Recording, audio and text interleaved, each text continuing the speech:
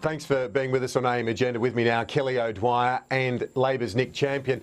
Nick, first to you, there's been a lot made of the differences between the Prime Minister and the President when it comes to climate change. Of course, the PM's in Washington now. He's arrived in the last few hours holding talks with congressional leaders. Tomorrow morning's the big one, though, at the Oval Office. Do you concede, does Labor concede that the vast bulk of what's on the agenda will be common ground, that this is likely to be a success for Mr Abbott? Well, there's always a lot of common ground. It doesn't matter whether it's a Labor Prime Minister or a Conservative Prime Minister or a Liberal Prime Minister. There's always a great deal of common ground between Australia and the US, and that's because we have common values, common interests. We have an alliance, a treaty. And it's been a very important relationship for, in the post-war period. So it's not a matter of, I suppose it'd take a lot for an Australian Prime Minister to muck that relationship up. But of course we wish Mr Abbott all the success that we would want the nation to have. This is to some extent a Team Australia approach. While there are obvious differences on climate change, there's always going to be a great deal of common ground for the two countries. Kelly O'Dwyer, the Prime Minister today in a News Corp interview has said that he regrets his remarks last year in which he described the US President as leading the most left-wing US administration in 50 years. How would that have gone down, do you think, in the Oval Office? Well, look, I haven't seen those reports, but what I would say is, I agree with what Nick has said. It's important for us to have a Team Australia approach in our important international relationships. The US is one of our most critical relationships, a good friend, a good ally, a good trading partner. The Prime Minister has a lot in common with the leaders that he has been meeting over there. And frankly, on this issue around climate change, which I know is an issue that people have been talking a lot about, the truth is there isn't a huge amount of difference between our position in Australia and that of the US. There is no national emissions trading scheme over in the US. There's certainly no carbon tax in the US, and that's the position we want Australia to be in. That's why we're trying, despite the opposition from the Labor Party, to actually scrap the carbon tax, which is currently being blocked by Labor in the Senate.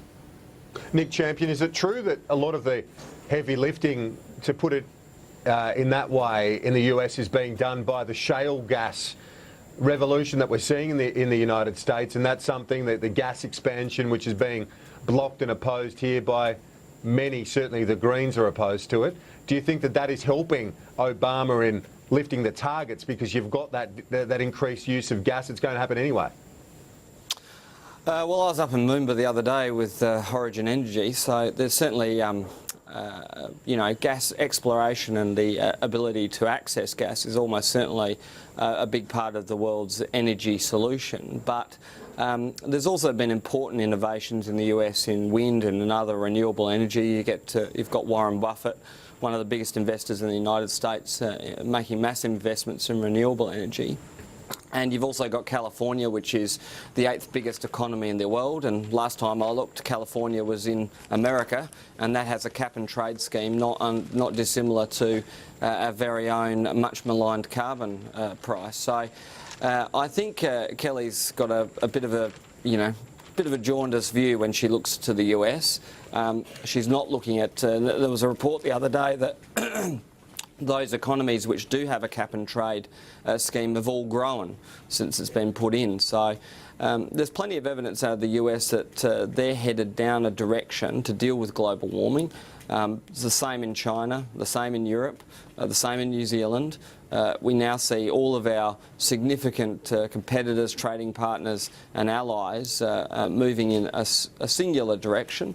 There's sort of a bit of a debate about how quickly they're moving, but they're certainly moving down that direction. And the problem is that Tony Abbott wants to throw this country into reverse. Kelly O'Dwyer, I want to ask you specifically about this move by President Obama in the lead up to, coincidentally, in the lead up to these talks, but it was announced last week by the Environmental Protection Agency to set targets for reducing emissions for power plants of 30%. This is actually regulation that power plants in the States have got to reduce their emissions by 30% by 2020. Isn't that about Obama trying to go around Congress and imposing market mechanisms on the states to actually do and meet those goals, those regulations set by the EPA?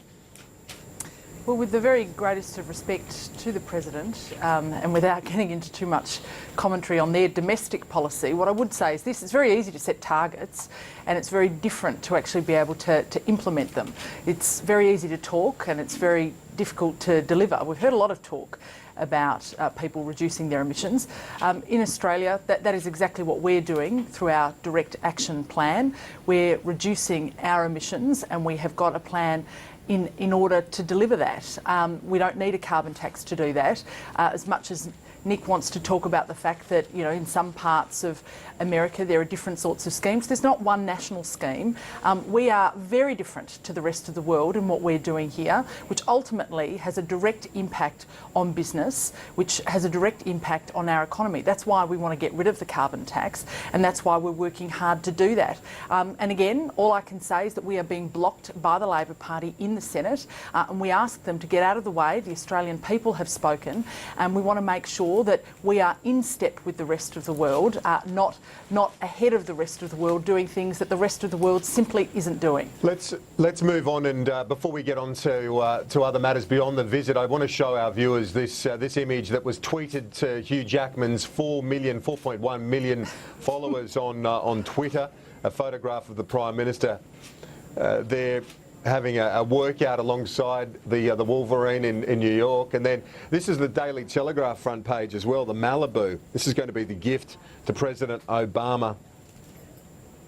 A built, custom-made surfboard there from the Prime Minister's own electorate. Might struggle to get it in the Oval Office, Kelly. He might do, but let me tell you, I'd go to the gym more often if Hugh Jackman was hanging out there. So I think the Prime Minister was quite fortunate to have a good training partner while he was over in the US. Yeah, very good. Not intimidating at all. It wouldn't be intimidating at all, Nick. Let's move on to Joe Hockey's speech now. I want to ask you about this suggestion that he says that it is a fair budget, Nick, because it's going to make welfare payments sustainable into the future, and that those that need it will get the welfare, but those that don't necessarily need the safety net. He says you can get people to the starting line, but inevitably some people are simply going to run faster. Well, it's the sort of ridiculous rhetoric that we've come to expect from this Treasurer.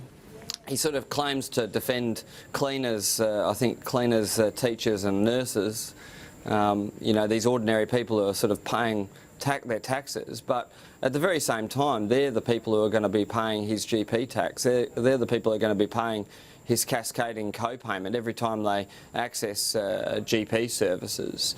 And it's a very sort of tortured sort of ideological spectrum, because he sort of talks about all these, you know, I think the 10% who pay the most income tax. Well, they're not some maligned minority.